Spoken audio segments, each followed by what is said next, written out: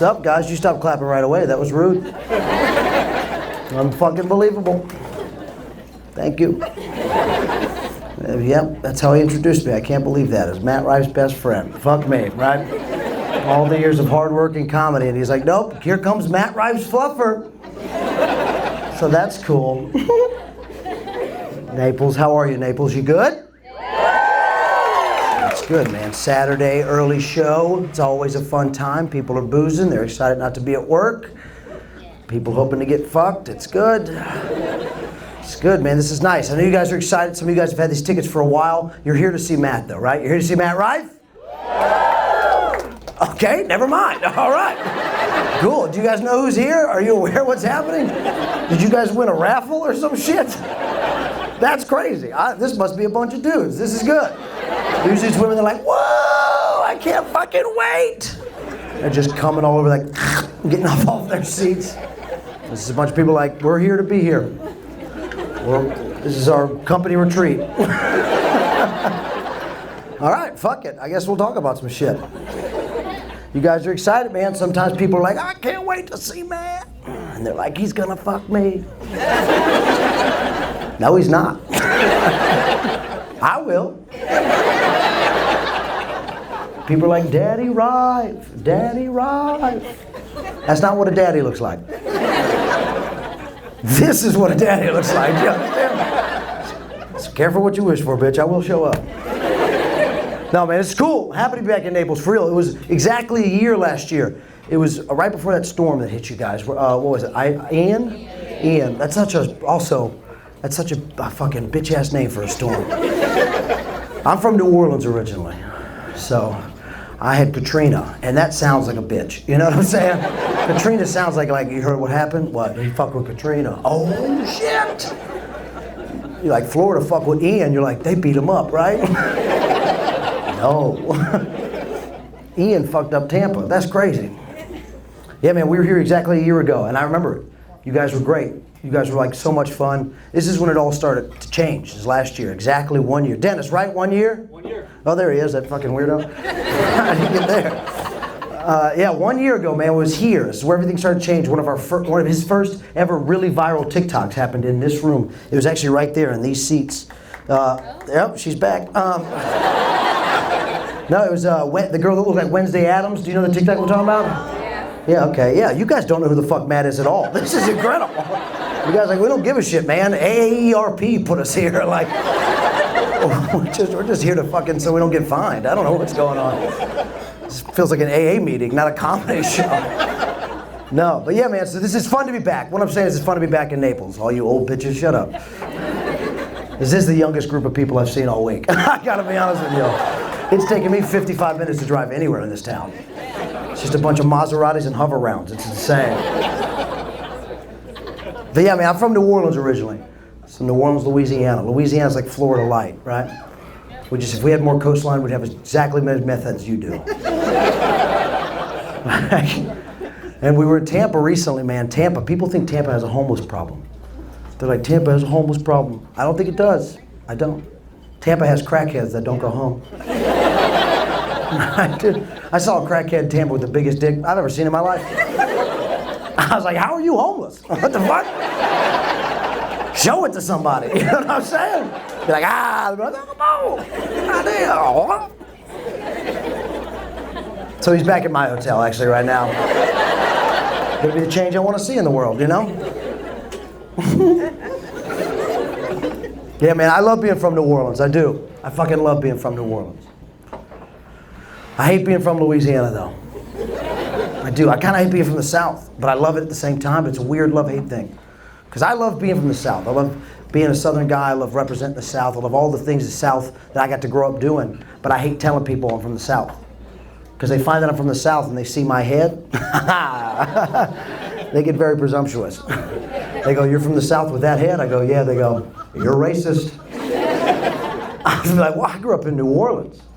I don't know if you know anything about that city, but I was the only white person I saw until I was 12. I turned 12, my parents are like, okay, it's time. We're taking you to Target. Here we go. Get you in there. Introduce you to some white folk. I walked into Target and started stealing. They're like, what are you doing? I was like, just how I grew up. Okay, that was a little racist, you're right. Just trying to see where your heads are at. I grew up with a weird idea of racism. Like, I heard about it all the time. I heard about it growing up in New Orleans. I heard about racism, but I really was one of the only white kids I grew up around. So it was mostly directed at me. You know what I'm saying? Like, it's just me getting made fun of for being the only white kid.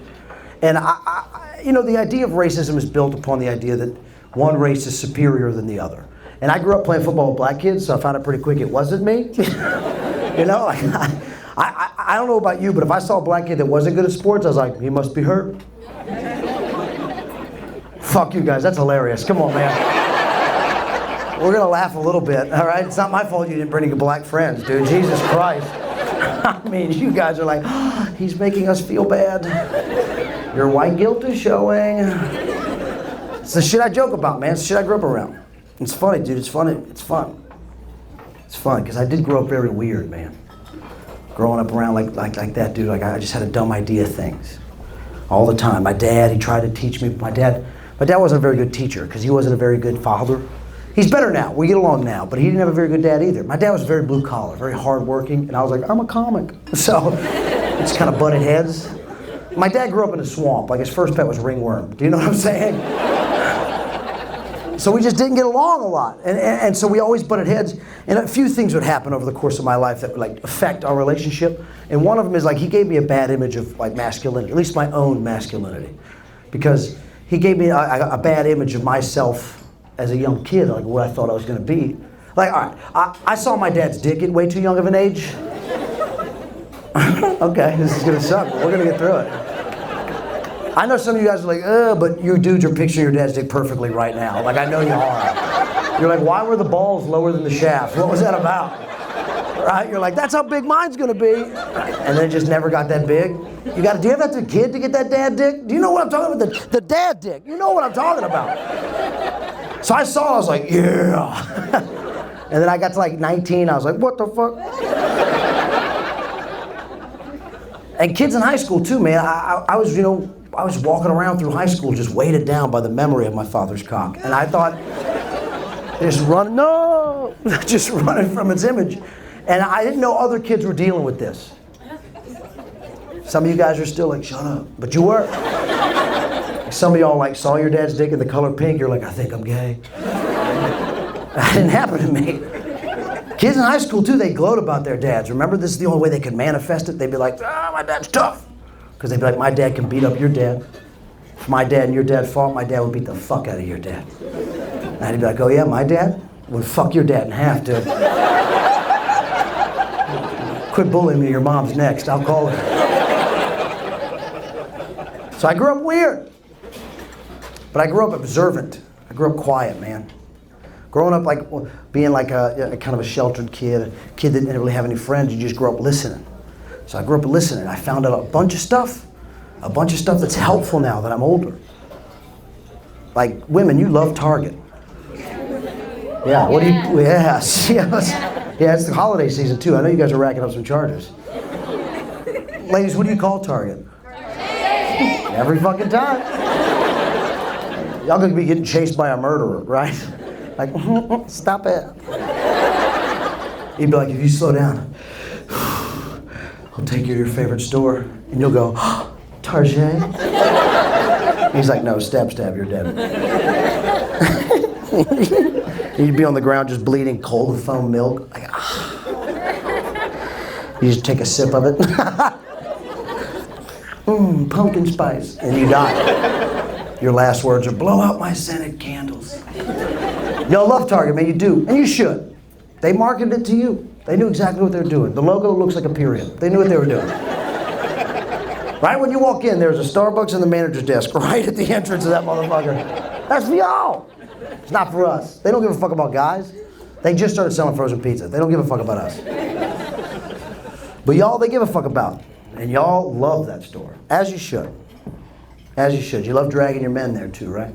Like, is this a relationship over here or no? You guys are all sitting, oh, it's a swingers, okay. You guys are Hispanic, you're like, how many kids can we have? No, I'm just I'll have your kids, you have her kids. We'll double up on the kids. So, all right, so right here, this is your boo right there. How long have you guys been together? 6 years. 6 years? Do you love Target? Actually, I don't. I know. She does? Okay, it's the red hair. There it is. So how long have you guys been together then? We're not together. Okay, Jesus, chill. Ah, damn. What happens after tonight, though? Oh, shit, look at you. You can quit drinking. She sounds in, dude. Uh-huh. I'm cut off now. You're cut off now? What happened? Did they cut you off? No, I gotta make sure I'm sober for this. Oh, you don't want whiskey dick. There you go. There you go. Are you Hispanic as well? Yeah. Okay, so tequila dick. Sorry. Oh, yeah. You guys are this close to being fun. You guys are like,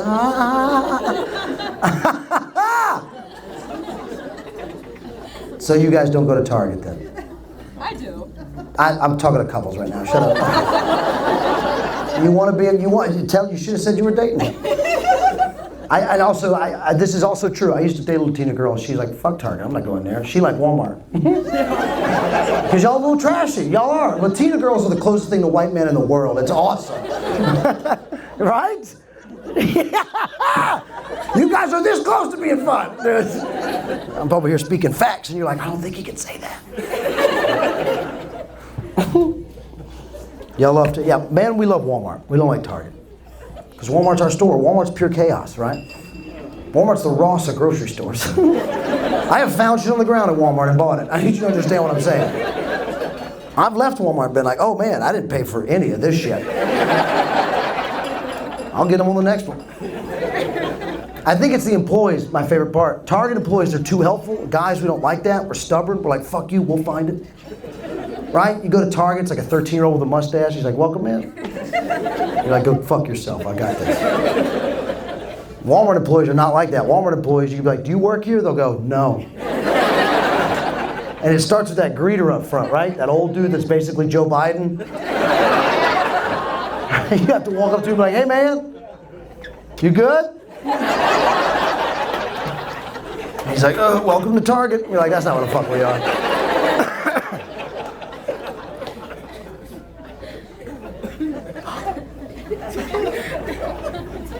I think people just drop their kids off at Walmart like it's a fucking daycare. Right? Do you remember being a kid, hiding in that coat rack and just punching people in the dick? Do you remember doing that?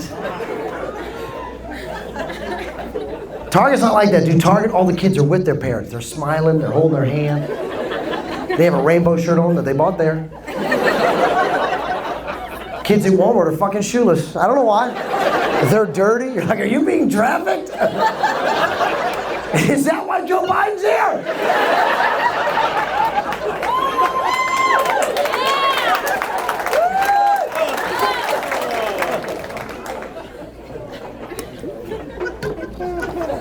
This close to being fun.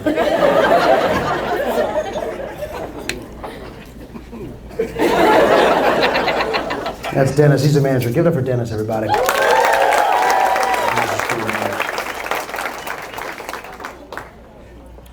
Yeah, man. Joe Biden's people are like, you can't make fun of an old guy. He old as fuck. I voted for Joe Biden. I did. When he was alive. I didn't know he was going to die. But that's my fault, right? That's all of our fault. It's all of our fault. Everybody we put in the presidency is too old. Too fucking old. It's not my fault. No, I'm not done. Stop talking. I'm going to get there. Everybody's too old is what I'm saying. They're all too old. Even Trump. He's just coherent. That's the only thing is, you understand what he's saying. It might be some wild shit, but you're like, he means it. Biden's not like that. Biden says some crazy shit, you're like, what did he just say? He sounds like a drunk dude, right? Somebody the other day on CNN asked him how his mental focus was. Like, how do you think your mental focus is? And he was like, it's focus. Trump, not like that. Trump like, how's your mental focus? He's like, fuck you, next question. You're like, damn, all right. He didn't answer it, right? You have no idea how his mental focus is. But he said some shit that made sense. It was direct. And for that reason, I think Trump is autistic. Some of y'all are like, fuck. That motherfucker might be autistic. He's a billionaire and his sleeves still go past his knuckles. What the fuck is going on? His hair looks like a forest fire. It's like his mom was like, you look great, honey. Get out there. You're gonna do okay. It's our fault. We gotta stop voting for old people, man. I don't think young kids are the solution. I don't think young people are the solution either. I think mid-40s, divorced. That's who needs to run the country. Right? They're good at negotiating. They're good at giving up. They're like, fuck it, Ukraine, Russia, go to your rooms, we'll figure this out later. No Jews in the house. This close. I'm Jewish, I can say that. I'm not Jewish.